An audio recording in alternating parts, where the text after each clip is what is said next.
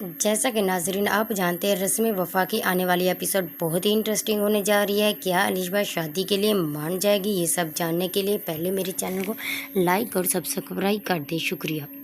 جبکہ ارم نے ولید کے دل میں یہ بات ڈال دی ہے کہ وہ اسامہ کو پسند کرتی ہے، اور ولید کہتا ہے میں اسے بہت زیادہ پسند کرتا ہوں اور ہم شادی کرنا چاہتے ہیں، اور مجھے اس بات کا علم ہے کہ وہ اسامہ کا ذکر بہت کرتی ہے، جس کی وجہ سے مجھے یہ لگا ہے کہ وہ اسامہ کو پسند کرتی ہے۔ اور ولید اپنی ماں سے کہہ دے کہ مجھے ارم سے شادی نہیں کرنی، لیکن ایسا کچھ بھی نہیں ہوتا جس میں ارم اپنی سازش میں ناکام ہو جاتی۔ جبکہ دوسری جانب الشبہ کی ماں الشبہ کو بہت زیادہ سمجھا رہی ہوتی ہے کہ بیٹا ایسے مت کرو، بھابھی اور بھائی کے ساتھ دشمنی مت موڑ لو، لیکن الشبہ یہ بات ماننے کے لیے تیار نہیں۔ وہ اپنے بھائی اور بھابھی کی دشمن بن جاتی ہے اور وہ چاہتی ہے کہ بھابھی کا آنے والا بچہ ختم ہو جائے۔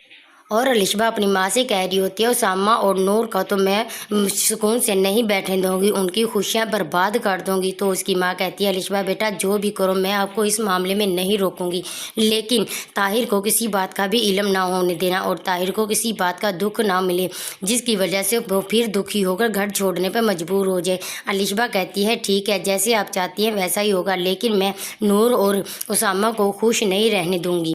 الشبہ پہلے بھی اپنی جان کو نقصان پہنچا چکی تھی، جس پہ اس کی ماں نے کہا ہے کہ بیٹا جو بھی کرنا ہے کر لو، لیکن میں تمہیں اس معاملے میں نہیں روکوں گی، لیکن پلیز اپنی جان کو کسی قسم کا بھی نقصان مت پہنچانا، میں یہ سب کچھ برداشت نہیں کر پاؤں گی۔ اور دوسری جانب ولید نیند میں بڑبڑا رہا ہوتا ہے کہ پلیز مجھے معاف کر دو، تو نور یہ بات سن کر چونک جاتی ہے اور وہ کہتی ہے کہ مجھے سمجھ نہیں آ رہا تم فواد سے معافی کیوں مانگ رہے ہو، اور وہ الشبہ سے کہتا ہے کہ مجھے ڈر ہے کہ تم مجھے چھوڑ کر تنگ چلی نہ جاؤ،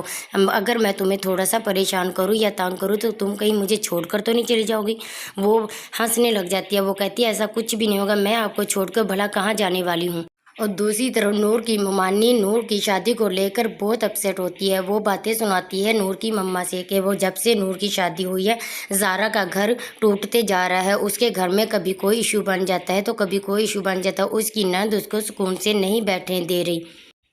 یہ سن کر نور کی ماں بھی پریشان ہو جاتی ہے اور وہ چپ چاپ نور اور اسامہ کو اپنے گھر کھانے پہ انوائٹ کر لیتی ہے۔